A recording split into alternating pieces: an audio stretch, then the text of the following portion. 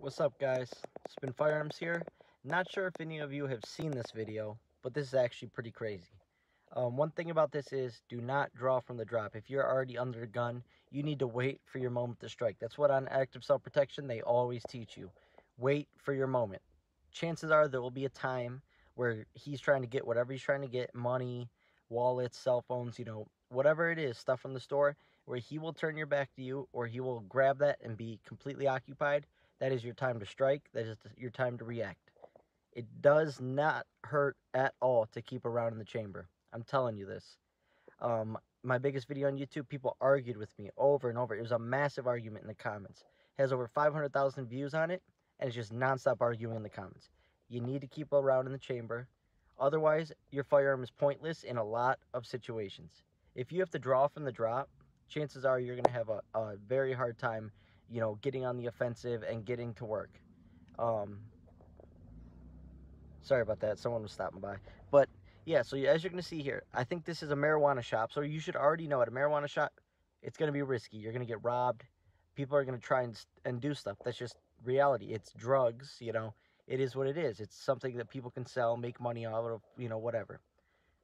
Right away, situational awareness is key. You can see that people are acting sketchy. They're not your average customer because of how they're looking around, just standing there. And they're not actually looking at stuff.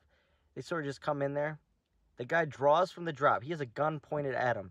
Thank God he was fast enough, and he maneuvered his body to drop down. So if that guy did take his first shot, hopefully he'd be low enough, and it paid off for him.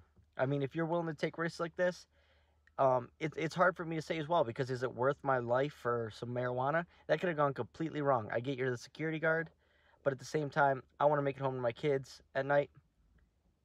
But now you're in an all-out gunfight. People did die in this. People didn't make it.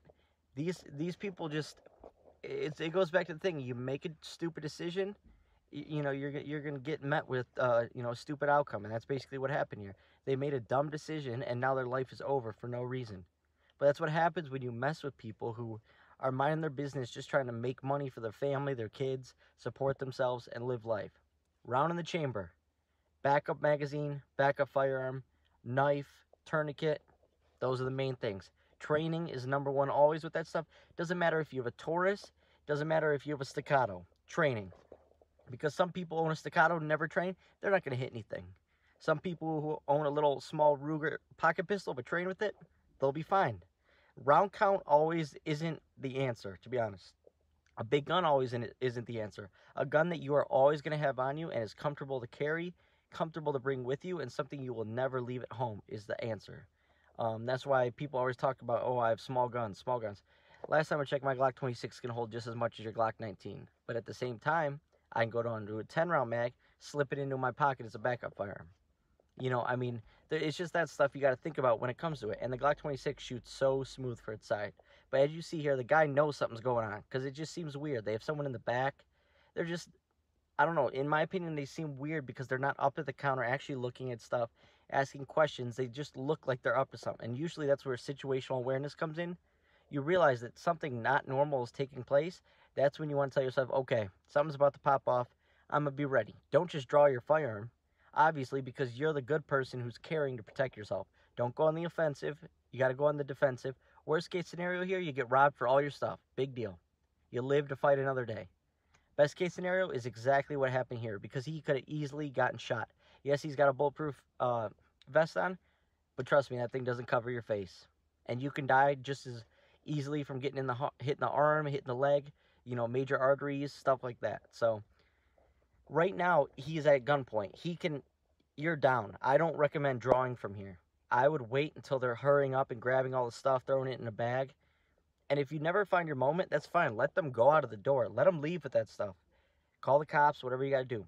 But what I'm trying to say here is that was very risky, because look at that. Boom, boom. If that was me, I wouldn't go for the draw. I'm sorry.